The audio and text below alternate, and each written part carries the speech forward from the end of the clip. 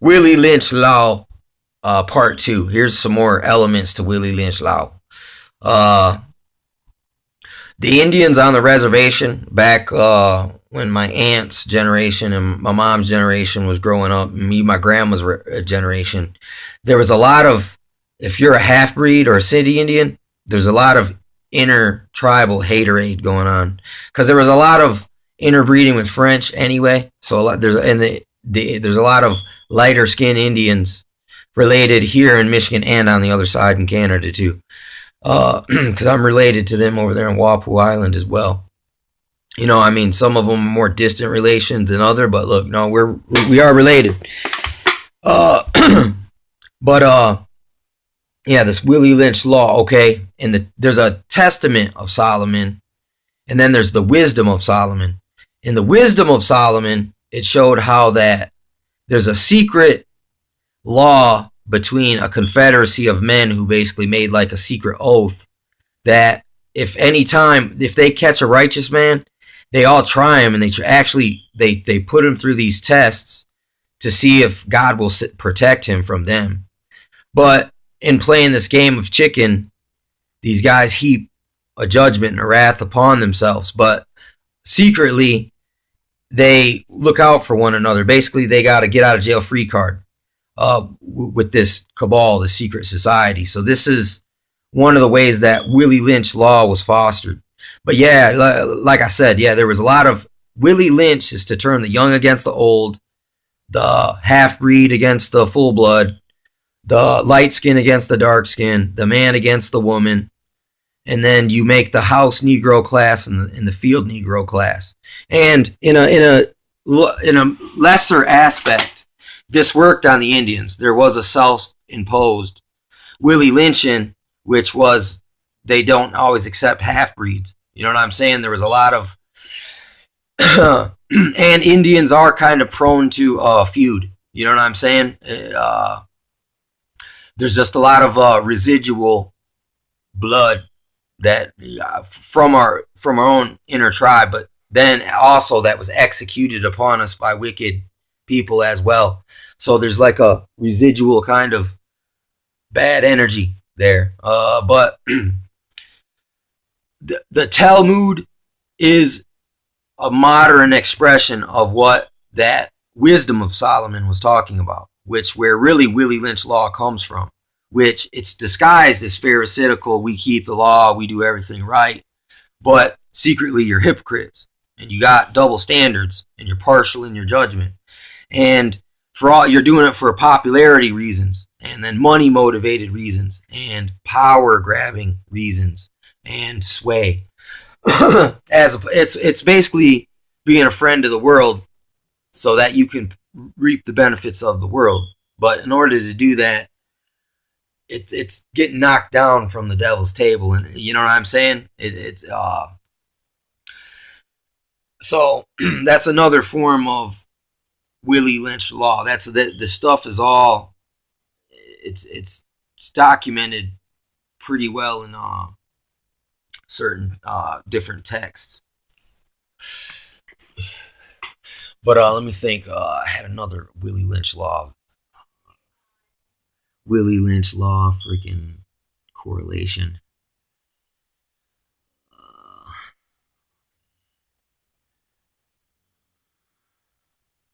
Yeah. Okay. Sodom and Gomorrah. Here's where this is even worse than Willy Lynch Law. See, this is actually Willy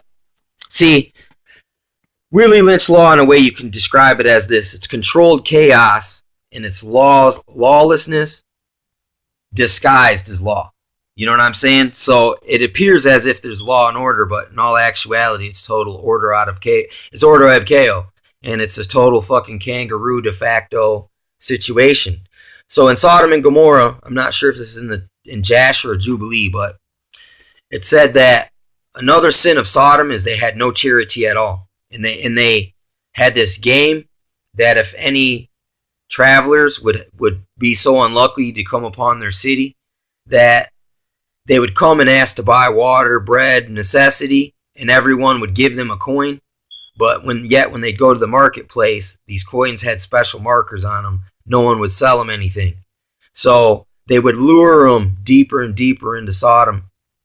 And by the time the people realized that they were in a trick, they would be found dead on the outside of the city from being famished. So in a way, they were lured in and enticed, and then just totally like actually this one woman they put a bunch of honey on her and then smashed a beehive, and it stung her to death because she saw a poor individual come into the city and she had pity on him. And they had a law against charity and pity to outsiders. So that's one of the ways you get right away. You can find if someone's outside of grace and mercy and true judgment and righteousness and truth is when they do stuff like this.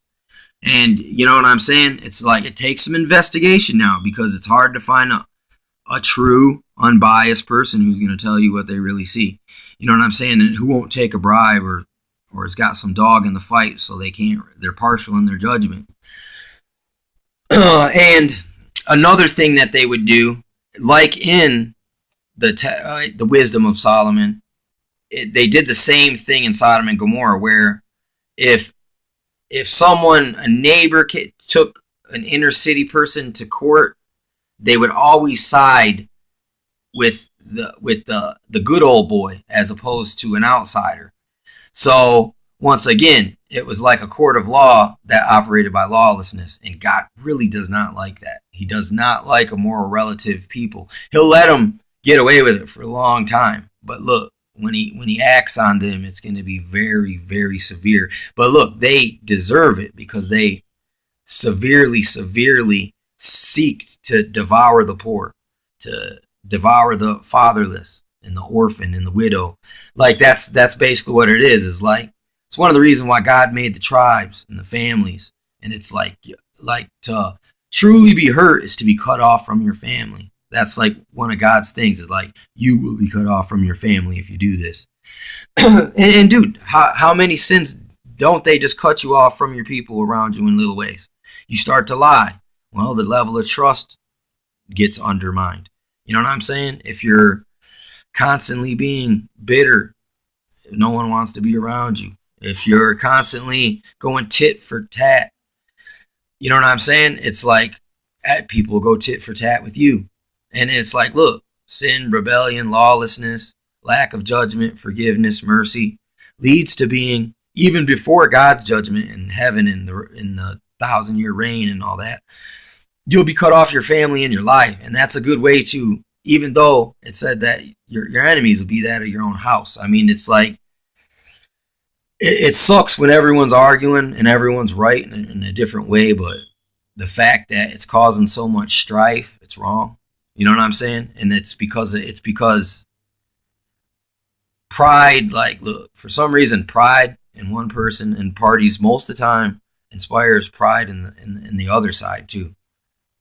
Rarely do you see it strike up a humility. You know what I'm saying? And even now, you don't see much humility. It says that the meek will inherit the earth, and that is interpreted those that are humble and also willing to learn. You know what I'm saying? So if you can't humble yourself and you're so proud in your ideology and your indoctrination that you can't learn nothing outside of it, you know, there's a big indicator of what it's like to be, you see, and that's the thing about the gang mentality, is the gang substitutes your family and they become your surrogate family. But a lot of times it's a way to pluck you up and you'll be like a multinational. Yeah, I'm with the family and the family. You know, the mafia operates this way. The blue mafia, the police operate this way. Politicians operate this way. They become bedfellows. It's called the revolving door between industry and politics. You know what I'm saying? All goes back to that wisdom of Solomon, the oath, and how the men of the earth, the kings, the rulers, you know, the people of high esteemed pillars of the community. It's like, according to that wisdom of Solomon, they only get there through these kind of good old boy clubs. It's like there's only so many seats at those round tables. You know what I'm saying? And no one get there for being righteous. You know what I'm saying? You might be righteous to the wrong cause, which makes you not right. You know what I'm saying? So, I mean, you got to learn how to reverse engineer their Machiavellian speaking and spit it back at them and reverse it on them. And so it's like, okay, what you meant for our harm, now we'll teach it for the good, so others aren't deceived as we aren't indoctrinated and brainwashed as heavily as I was, and the people before me even more so than me. Because with information freedom does come a sort of liberation that will set you free, because it is a time that knowledge is increased. And not only that, but all the records of the past are all being regathered and revisited and discerned, and kind of like it's adding light onto the things that were formerly kind of hidden and not revealed. It's like these things truly are being revealed. And like even this Toontown Matrix, false media perception of life and reality, this whole inside the box, PC, scientifically dictated, socio-engineered, a brave new 1984 type of life, can be totally, it was totally prophesied in the Bible that it would be this way anyway. So even you can study these guys, and it only confirms those initial 66 scripture books. Look, if you use the Bible as your guide to, like, whatever books that aren't in the Bible but are mentioned in the Bible, or like, look, let's say the book Second Ezra's. First Ezra's in the Bible, so that kind of substantiates that Ezra's was a real prophet. You know what I'm saying? So you can look at Second Ezra's or Fourth Ezra's, and you don't have to feel like, oh, this is some kind of Greek forgery. You know what I'm saying? When it's known that the guy was there. You know what I'm saying? And a lot of prophets are mentioned in other texts of prophets, and they all kind of back one another up right here. And in the same fashion, the dark side with their Talmud and their Willy Lynch law and all their connivery and plots and schemes and agendas, and Albert Pike WW3 Order Web KO type, their efforts for hundreds of years, man, are coming to fruition now. But once again, thousands of years ago, the efforts of the prophets to get the scripture out revealed to us what they were going to do. But look, you can still follow this 100 years back, the people now that are really violating the rules and getting away with it, because it's like people are so ignorant of the thing. It's like they only see the piece in the square, man, and they don't see the whole chessboard and all the pieces and all the squares, nor the two players. You know what I'm saying? It's like they're incrementally cut off, man, just like being cut off from your family or being cut off from the truth, because the kingdom of God and the heavenly, that's part of our family too. You don't want to be cut off from that. You know what I'm saying? It'd be better to be good with that than not. You know what I'm saying? And I see that that's part of life. It was meant to be. It wasn't. They've kind of made us run this fool's errand and seeking kind of this phony independence. When true independence is when everyone, from the grandchildren to the grandfathers, all prosper together and try to live with morality and love. You know what I'm saying? And even exercise that towards the people you don't know, and be a good example for them. You know what I'm saying? That's kind of the Bible is a love story, and these scriptures are like love letters to rebellious children, and you'll see that if you study it, if you search it out deep enough, and then you'll see there's even multitudes more preserved for us as a reminder of how much they went through just to get you to where you are.